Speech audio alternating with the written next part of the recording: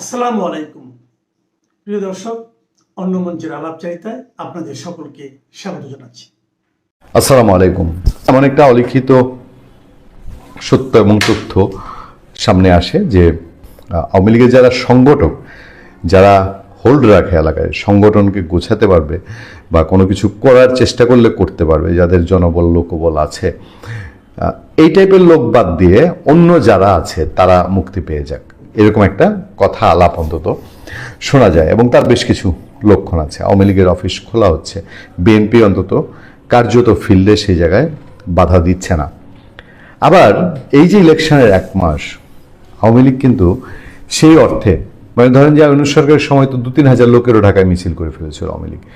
ঝটিকা মিছিল ইউনূস সরকারের পুলিশকে তটস্থ রাখার জন্য একটা সাংঘাতিক কৌশল দাঁড়িয়েছিল আওয়ামী লীগের। এই ঝটিকা মিছিল খুঁজতে গিয়ে একদম নাস্তানাবুদ অবস্থা ছিল ইউনূস সরকারের পুলিশ। এখন কিন্তু আওয়ামী লীগের সেসবে দেখা যায় না। অর্থাৎ আমরা এর আগে বলেছি আপনাদেরকে যে আওয়ামী লীগের আমরা যেটুকু খবর পাই, ধারণা করি যে স্থানীয় সরকার নির্বাচন কার্যত মে-জুনের দিকে আওয়ামী লীগের যদি অটো নিষেধাজ্ঞা প্রত্যাহার হয় তাহলে হতেও পারে। সেরকম একটা পলিসিতে বিএনপি সরকার আছে কিনা, কারণ সংসদ বসলে পরে সেই অধ্যাদেশ, যে অধ্যাদেশে আওয়ামী লীগ নিষিদ্ধ, সেটা যদি পাশ না হয় এবং বিএনপি আওয়ামী লীগ অধ্যাদেশ ক্যান্সেলও করলো না, আবার নতুন করে জারিও করলো না, সেটা যদি হয় যে ইউনূস সরকারের এই সন্ত্রাস বিরোধী অধ্যাদেশ, আওয়ামী লীগ নিষিদ্ধ অধ্যাদেশ অটোমেটিকলি বাংলাদেশে, যেহেতু বিএনপি কোনো রাজনৈতিক দলের নিষিদ্ধ চায় না, ফলে সে তার মতো করে কৌশলে সব দলকে নিয়ে রাজনীতি করতে পারে। জামাত এনসিপির এখানে অ্যালার্জি আছে বলতে বলবো ভীতি আছে, কারণ আওয়ামী লীগ মাঠে আসলে এই দলগুলোর, বিএনপি আওয়ামী লীগেই থাকবে বাংলাদেশের রাজনীতির মাঠে, এই বাকি যারা আছে এরা ছাগলের 3 নম্বর বাচ্চা হয়েই থেকে যাবে। এরা ভেনিশ হবে না, কিন্তু এরা থেকে যাবে, মাঝে মধ্যে আস্ফালন হবে, মাঝে মধ্যে থামবে। আওয়ামী লীগ যে একটা কৌশল নিয়েছে, সেই কৌশলটা অনেকেই ধারণা করেন যে আওয়ামী লীগ এখন কোনো প্রোগ্রামেই নেবে না, বিএনপি সরকারকে বিরক্তও করবে না, নির্বাচনে যেরকম সে কোনো রকম ডিস্টার্ব করার চেষ্টা করেনি, পারত না পরের কথা, বড় রকম চেষ্টা করেনি, সেরকম এই যে একটু ছুম মেরে থাকা, আওয়ামী লীগ থুম মেরে আছে, এই থুম মেরে কৌশলটা থাকাটাই তারা আরও শ্রেয় মনে করছে এবং দেশে কোনো বিশৃঙ্খলার দায় আওয়ামী লীগের কাঁধে নতুন করে আসুক, এটা তারা নেবে না। আমার সামনে একটা খবর আছে, খবরটা অনেকটা এরকম: জোর করে ফেরার সুযোগ নেই, ছাড়ের অপেক্ষায় আওয়ামী লীগ। এই জায়গাটা খুব ইন্টারেস্টিং। ত্রয়োদশ জাতীয় সংসদ নির্বাচনে বাংলাদেশ জাতীয়তাবাদী দল নিরঙ্কুশ সংখ্যাগরিষ্ঠতা নিয়ে সরকার গঠনের পর রাজনৈতিক প্রেক্ষাপটে কিছুটা স্বস্তি দেখছে বাংলাদেশ আওয়ামী লীগ। তবে স্বাভাবিক রাজনৈতিক ও সাংগঠনিক কর্মসূচিতে ফিরতে ক্ষমতাসীন দলের রাজনৈতিক ছাড়ের অপেক্ষায় রয়েছে দলটি। আওয়ামী লীগের মতন একটি বাংলাদেশের সবচেয়ে পুরনো ঐতিহাসিক দল, তাকে বিএনপির ছাড়ের অপেক্ষায় থাকতে হচ্ছে। আমি আরও একটা ইন্টারেস্টিং দিক আপনাদেরকে সেদিনও বলেছিলাম যে প্রথম আলোর মতো পত্রিকা আওয়ামী লীগের খবরাখবর দিচ্ছে, বাংলাদেশের মেইন স্ট্রিম পত্রিকা তারাও এখন আওয়ামী লীগের খবর দিচ্ছে, যেটা ইউনূস আমলে অ্যাবসার্ড ছিল। ইউনূস আমলে হয়তো সাহসও করতো না, আবার তার ওই যে এক রাক্ষস ছিল প্রেস সচিব, সে তো নানান সময় হুমকি ধুমকি ধরে দিয়ে বসতো যে আওয়ামী লীগের কোনো খবর প্রচার করলে, একবার ভয় পাইলো কি যেন আওয়ামী লীগ একটা কর্মসূচি দিবে নাকি শেখ হাসিনা, তখন বললো যে আওয়ামী লীগের কোনো খবর যদি কেউ প্রচার করছে তার বিরুদ্ধে যথাযথ আইনি প্রক্রিয়া নেওয়া হবে। মানে এটা কিন্তু সাংবাদিকতার উপরে সাংঘাতিক রকম হাত। সাংবাদিকরা পৃথিবীর সকল খবর প্রচার করবে, পিআরও হবে না, তার পাবলিসিটি করবে না, কিন্তু খবর তো দিবে। ইউনূস সরকার জোর করে সেই খবর দেওয়া বন্ধ করে দিয়েছিল। দলটির, মানে আওয়ামী লীগের বিভিন্ন পর্যায়ের নেতাদের সঙ্গে কথা বলে জানা গেছে এই মুহূর্তে অপেক্ষা ও পরিস্থিতি পর্যবেক্ষণ ছাড়া অন্য কোনো কৌশল নিচ্ছে না আওয়ামী লীগ। জোর করে রাজনীতিতে সক্রিয় হওয়ার মতো পরিবেশ নেই, এ বাস্তবতা নেতাকর্মীরাও মেনে নিয়েছেন। নিষেধাজ্ঞা প্রত্যাহারের প্রত্যাশা। গত বছরের মে মাসে অন্তর্বর্তী সরকার আওয়ামী লীগ ও এর সহযোগী ভাতৃপ্রতিম সংগঠনের কার্যক্রম নিষিদ্ধ করে পরবর্তীতে নির্বাচন কমিশন দলটির নিবন্ধন স্থগিত করে। নতুন নির্বাচিত সরকার দায়িত্ব নেওয়ার পর আওয়ামী লীগ নেতাদের প্রত্যাশা একটি রাজনৈতিক সরকার অরাজনৈতিক সরকারের আরোপিত নিষেধাজ্ঞা পুনর্বিবেচনা করতে পারে, তবে কবে বা আদৌ তা হবে কিনা সে বিষয়ে নিশ্চিত নন তারা। দলটির একাধিক নেতা জানান, বিএনপি সরকারের মনোভাব ও অবস্থানের ওপরেই ভবিষ্যৎ রাজনৈতিক কার্যক্রম নির্ভর করছে। ইন্টারেস্টিং, আমি বললাম না যে আওয়ামী লীগের খবরাখবর আওয়ামী লীগের নেতাদের এখন কোট করে পত্রপত্রিকা, এইটা গত 18-19 মাস দেখা যায়নি।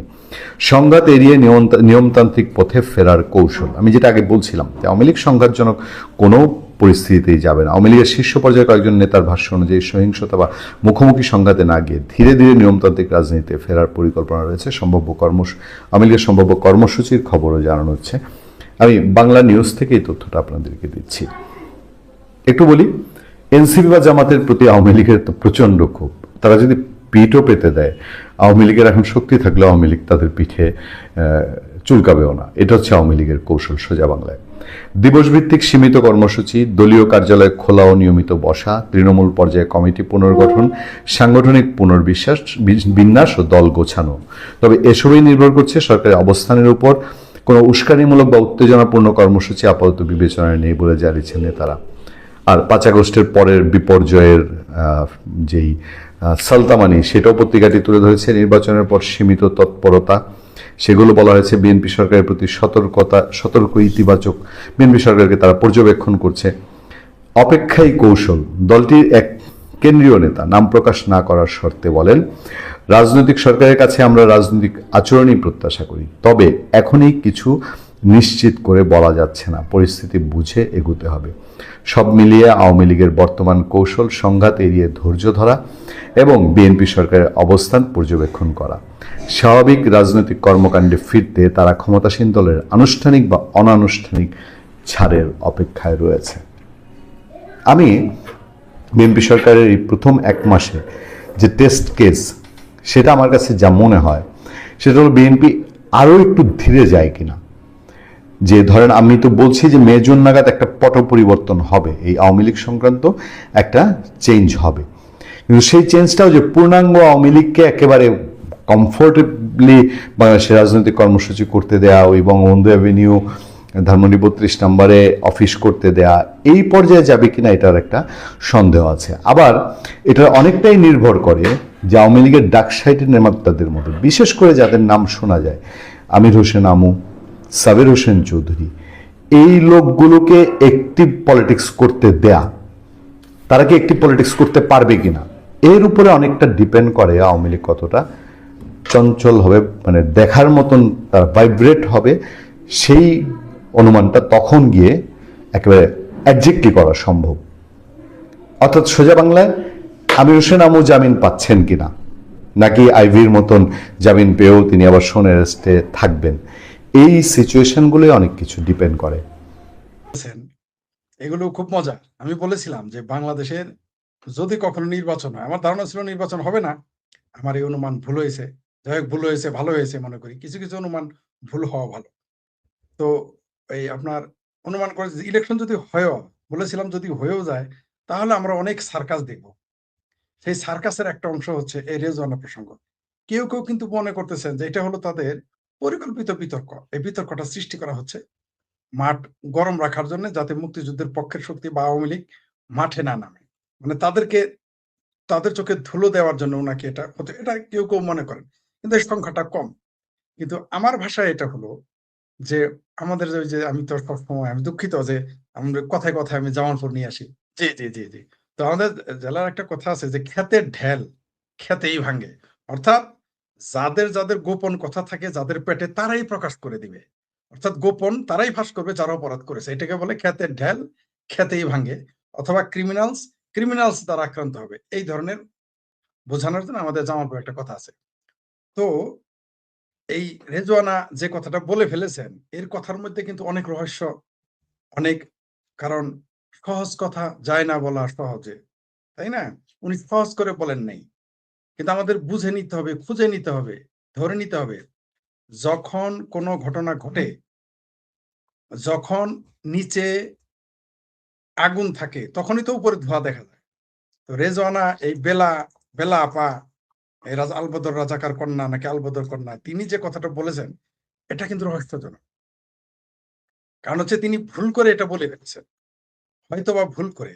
যেমন আমাদের ব্লেজার খলিল, বর্তমানে পররাষ্ট্র মন্ত্রী, যদিও সে নিজেকে এই মুহূর্তে, আমার ধারণা যে তিনি নিজেকে এখনো বোধহয় উপদেষ্টা পরিষদের কেউ ভাবেন। সেটাই ভাবাই স্বাভাবিক, কারণ আপনি তাকে ভোট দিতে দেখেছেন, দেখেননি। আমি দেখেছি, দেখি নাই, কেউ দেখে নাই বাংলাদেশে। সুতরাং যেহেতু সে বিদেশি, বিদেশি দালালিটাই রাখবে। আপনি তার আচরণ, তার বডি ল্যাঙ্গুয়েজ, তার কথা, তার পোশাক, তার বিবৃতি, এগুলো যদি আমরা দেখি, তাহলে দেখা যায় এই ব্লেজার খলিল এখনো নিজেকে বোধহয় ওই তথাকথিত এনজিওগ্রাম সরকারের যে উপদেষ্টা পরিষদ ছিল সেখানে সে এখন আছে। তার ভ্রম এখনো কাটেনি। কাটবে কিভাবে? সে তো নিয়োগপ্রাপ্ত। সে তো এই এনজিও সরকারের সাথে আমাদের মুসলেকা প্রধানমন্ত্রী, যেটা নিয়ে আজকে আমি একটা কবিতা লিখেছি। আমাদের এই মুসলেকা প্রধানমন্ত্রী মুসলেকা দিয়েই তো তাকে নিয়েছে, যে তাকে রাখতে হবে। তিনি যদি প্রধানমন্ত্রী হন, তাহলে যে মুসলেকা পররাষ্ট্রমন্ত্রীও রাখতে হবে। তার জন্য তাকে দিয়েছে। তার বডি ল্যাঙ্গুয়েজ গুলো আপনি দেখবেন। এই যে আজকে মিছিল করলো জামাত, কমরেড রতন সিদ্দিকী একদিন বলেছিলেন তার উপর হামলা হয়েছিল, আমরা সে প্রতিবাদ করেছি। সেই প্রতিবাদ মিছিলে আমি ছিলাম, সেই মানববন্ধনে আলোচনা সভায় আমিও ছিলাম শাহবাগে। তিনি বলেছিলেন শুক্রবারটা আমাদের বেহাত হয়ে গেছে। তার সেই বিখ্যাত উক্তি মনে তো থাকার কথা আপনার, যে শুক্রবার আমাদের থেকে বেহাত হয়ে গেছে। আরে ভাই, শুক্রবার না, 2024 সালে 5ই আগস্টের আমাদের সপ্তাহের 7 দিনই বেহাত হয়ে গেছে। 7 দিনই বেহাত হয়ে গেছে। আজকে দেখেন মিছিল হওয়ার কথা। আচ্ছা, মসজিদ থেকে কেন মিছিল বের করবে? মসজিদে মিছিল করার জায়গা? মসজিদ তো মিছিল করার জায়গা না। আপনি যে বলেন মুসলমানদের জন্য, মুসলমানদের মিছিল কেন শুক্রবারেই হবে? এই যে বোঝা গেল যে ফজর নামাজে মিছিল করলে লোক হবে 20 জন, সরি 5 জন। জহর নামাজে মিছিল করলে লোক হবে 100 জন। আসর নামাজে হবে 60 জন। এশার নামাজে 30 জন। তাহাজ্জুদ নামাজে তো লোকই খুঁজে পাবে না। এই জন্যই তারা, মানে বোঝা গেল যে শুক্রবার বেছে নেওয়ার কারণ, সেই দিন যত আকাম কুকামি করুক আমাদের, আমি দুঃখিত এইভাবে শব্দ উচ্চারণ করার জন্য, আমি আন্তরিকভাবে ক্ষমা চেয়ে নিচ্ছি। কিন্তু যেহেতু আমার নামের সাথে ক্রিটিক লেখা আছে, অনেকে আমাকে বলেন যে এই বিষয়গুলো নিয়ে কথা বলবেন না। ভাই, যে বিষয়ে মানুষ কথা বলবেন ওইটা বলার জন্যই তো আমি শেখ করি। কারণ সবাই সব একদম যদি বলে, তাহলে আমার বক্তব্য শোনার তো দরকার নেই। আপনি আমার একদম সাথে একমত হইতে পারেন, দ্বিমত হইতে পারেন, কিন্তু আমার বলার অধিকার আছে। সেটা হলো যে আমাদের মুসলমানরা মনে করে শুক্রবারে যদি মসজিদে না যায় তাহলে মুসলমান থাকবো না। মানে শনিবার না গেলেও মুসলমান থাকে, রবিবার না গেলেও মুসলমান থাকে, কিন্তু শুধু শুক্রবার না গেলে সে মুসলমান থাকে না। অথবা মনে করে জুম্মা নামাজ না পড়লে কি আর চলে, যতই আকাম কুকাম করি, যতই মদ খাই, যতই ইয়াবা খাই, যতই বদামি করি, যতই সুদ খাই, শুক্রবার যদি অন্তত না যাই তাহলে কেমন দেখা যায়। সেই জন্যই ডক্টর হুমায়ুন আজাদ স্যার বলেছিলেন ধর্মদের, মানে ধর্ম যে একটা ভণ্ডামি, ভণ্ডদের আশ্রয়স্থল হচ্ছে ধর্ম। এই কারণে তিনি দুঃখ করে বলেছেন।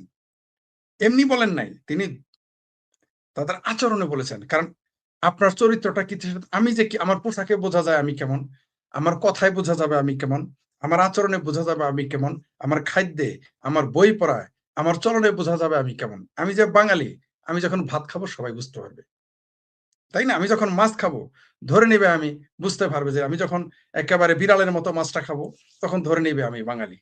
একজন রাশিয়া তো খেতে পারবে না, একজন পাকিস্তানিও খেতে পারবে না, একজন একজন আমেরিকান তো আমার মতো খেতে পারবে না, তাই না? তো আচরণেই বোঝা যাবে কে কি। তো এদের আচরণেই বোঝা যায় যে শুক্রবার দিন নামাজ না পড়লে নাকি তাদের ইসলামিত্ব থাকে না, মুসলমানিত্ব থাকে না, অন্য দিন না পড়লে থাকে, সুদ ঘুষ খেলেও সমস্যা নেই।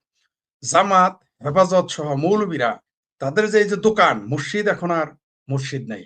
ওই যে একজন বিখ্যাত কবি তিনি বলেছিলেন যে মসজিদ মানে মসজিদ থেকে মুসল্লি চলে গেছে, মসজিদ থেকে মুসল্লি চলে গেছে, নামাজি চলে গেছে, কিন্তু কিছু শয়তান তখন মসজিদ দখল করেন। এর বিখ্যাত শায়ের আছে, বিখ্যাত। মানুষ, এই যে উর্দু ভাষা, উর্দু ভাষা মানুষ মনে করে মুসলমানের ভাষা, এটা তো মনে করে অনেকে। উর্দু ভাষায় যেভাবে মোল্লাদের সমালোচনা করা হয়েছে পৃথিবীতে কোনো ভাষায় করা হয়নি। কিন্তু ওগুলো পড়াবে না, ওগুলো পড়াবে না। যাই হোক, সেটা অন্য বিষয়। এই যে মোল্লারা এরা দেখে নিচ্ছে যে শুক্রবারে দোকানদারি ভালো হয়। কারণ শুক্রবারে যে এই যে মনে করেন 5-7-35 ওয়াক্ত নামাজ, 34 ওয়াক্ত তো বাদ দিয়েছে। কারণ ওই দিন মসজিদে মৌলবীদের ইনকামও হয়, এটা আপনি জানেন, আমরা সবাই জানি। তো এই মিছিলগুলোকে তারা তখন ব্যবহার করে, এই লোকগুলোকে তাদের লোক মনে করে, তাদেরকে বায়াস করে তাদের মিছিলে নিয়ে যায়। তাহলে তো লোক পাবে না। আপনি দেখেছেন ওই যে তালিবাস ও অন্তস্তয়কার হাদি, তার মিছিলে কয়জন লোক হতো? 5 জন, 10 জন। আমি তো কোনোদিন 15 জনের উপরে তার উপরে মিছিল দেখি নাই। কিন্তু তার জানাজায় এত লোক কেমনে হইলো? এই হচ্ছে আমাদের বাংলাদেশ। আরে ভাই, জানাজায় আমিও যাই, জানাজায় আমি শ্মশান ঘাটেও যাই, আমি শ্মশানেও যাই, অন্ত্যেষ্টিক্রিয়াতেও আমি যাই, আমি নিজে যাই। কারণ আমার বন্ধু বাবা যদি মারা যায় হিন্দু, আমি যাব না? আমার দুশ্মন হোক প্রতিবেশী, আমি তার জানাজায় যাব না? অবশ্যই যেতে। জানাজায় গেলেই তো সব, সব তো জানাজার উদ্দেশ্যে যায় না, বিভিন্ন কারণে মানুষ যায়, যে চিনে না সেও জানাজায় যায়। তো এই মসজিদে শুক্রবারে সবাই যায়, এটাকে তারা ক্রাউড নিজেদের দলে টেনে। আর মিছিলগুলো দেখেছেন তো, তারা মিছিল করতেছে, মানে মিছিলটা কার বিরুদ্ধে? রেজওয়ানা, তারপরে আপনার ব্লেজার খলিল তারেক রহমানের নামেও মিছিল দিয়েছে, আমরা দেখেছি। তারেক রহমানরা বলছে ভোট চোর। তা আমরা তো জানি যে শেখ হাসিনাই নাকি সারা জীবন ভোট চুরি করেছে। তো তারেক রহমানে 20 দিন না যেতে ভোট চোর হয়ে গেল। আপনাদের না তো খায়েশ ছিল যে শেখ হাসিনা থাকলে ভোট হয় না, দিনের ভোট রাইতে হয়। তারেক রহমান ভোট চোর কেমন হইলো? আপনি আরেকটা জিনিস খেয়াল করেন, এই তারেক রহমান যে ভোট চোর বলে, তারেক রহমান কিন্তু কিছু বলে না। কেন বলে না? কারণ চোরে চোরে মস্তুতো ভাই, মুসলেকা প্রধানমন্ত্রী, তিনি তো মুসলেকা দিয়ে আসছেন। এতক্ষণ তো ওদের নালা ছুটে ফেলার কথা, কোনো পুলিশ তো দেখলাম না, বা ছাত্র দলকে দেখি না, কিন্তু ছাত্রলীগ যদি একটু জয় বাংলা স্লোগান দেয় তাতেই তো মারে। আর ওখানে তারেক রহমানের ভোট চোর বলে কেউ কিছু বলে না। আমরা এগুলো গেম বুঝি। এই যে মিলকে জুলকে খেলা, এই যে প্রীতি ম্যাচ খেলা হইতাছে, কে কয়টা গোল দিবে, কখন গোল দিবে, ওটা আমরা জানি। আমরা জানি যে রেফারি দুই পক্ষের, আমরা জানি গোলকিপার দুই পক্ষের, এটা আমরা জানি, বুঝি।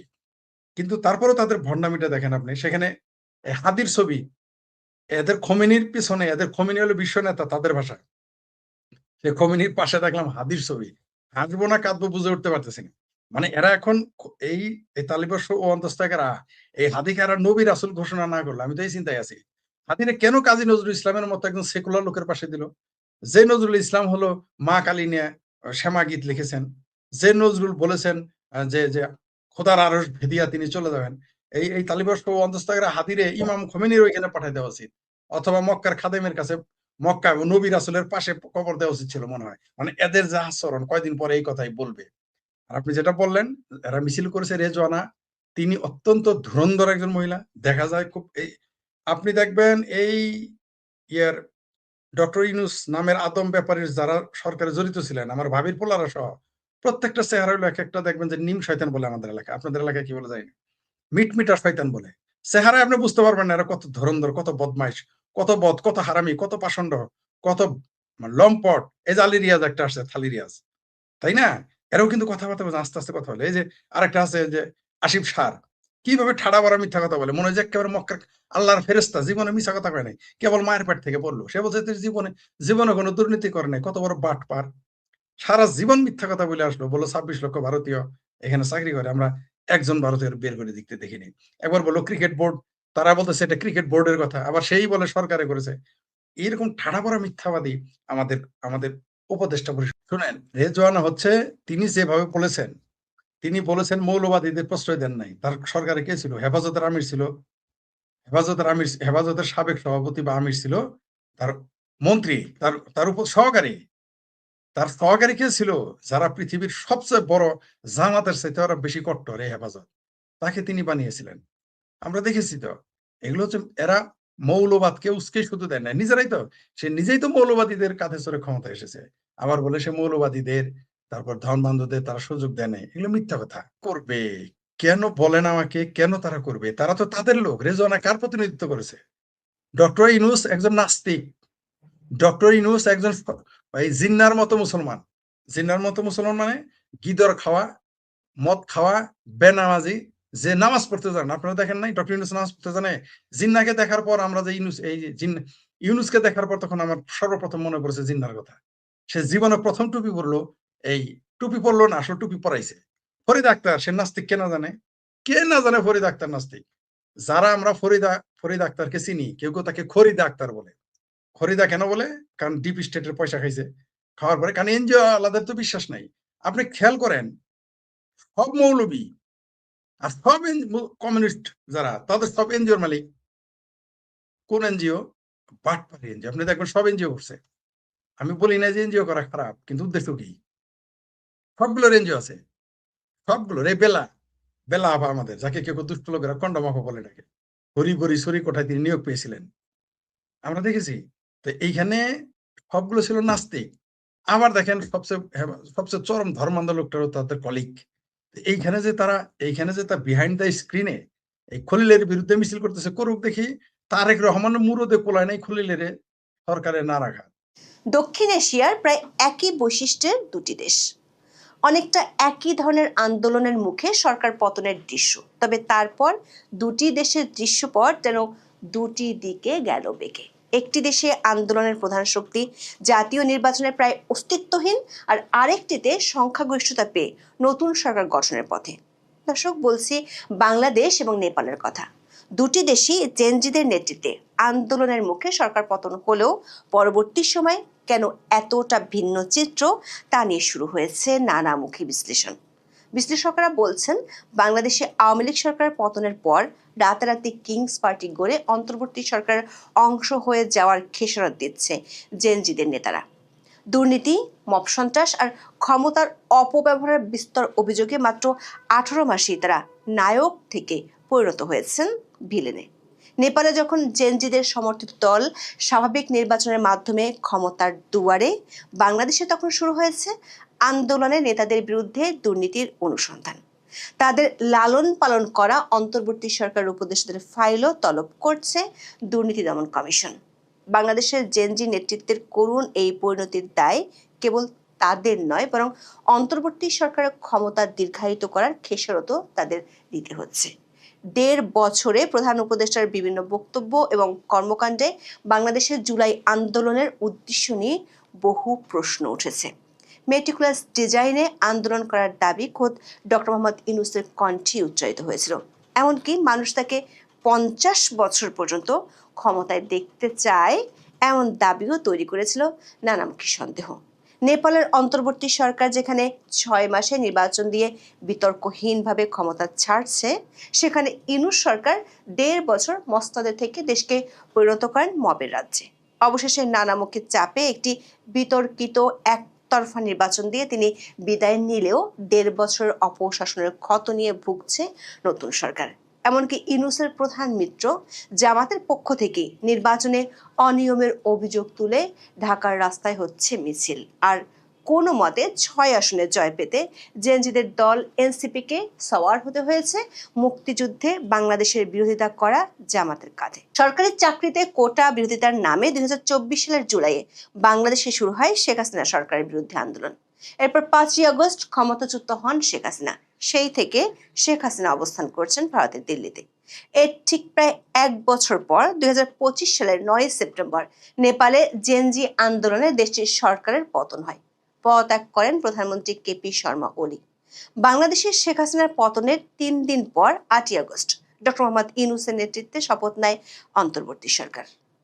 এই সরকারের শুরুতেই 2 ছাত্র প্রতিনিধি হিসেবে উপদেষ্টা হিসেবে যোগ দেন নাহিদ ইসলাম এবং আসিফ মাহমুদ সজীব ভুঁইয়া। আর মাহফুজ আলম শুরুতে প্রধান উপদেষ্টার বিশেষ সহকারীর দায়িত্ব পেলেও পরে হন পূর্ণ উপদেষ্টা। অর্থাৎ আন্দোলনকারী জেনজিদের সরাসরি অংশগ্রহণই যাত্রা শুরু করে অন্তর্বর্তী সরকার। আর সেখান থেকেই শুরু জেনজি নেতৃত্বের পতন।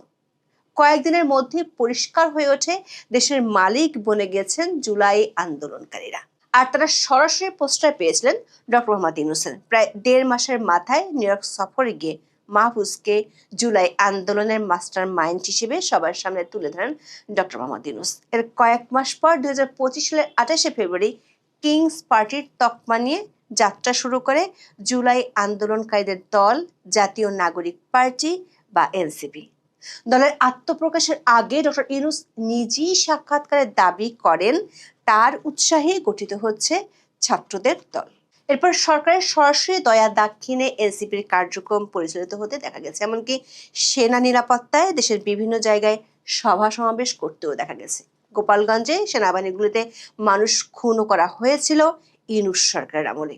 বিভিন্ন জায়গায় মব সন্ত্রাস সহ থানা থেকে অপরাধীদের ছাড়িয়ে আনার মতো দাপটও দেখাতে শুরু করে কিংস পার্টির নেতারা।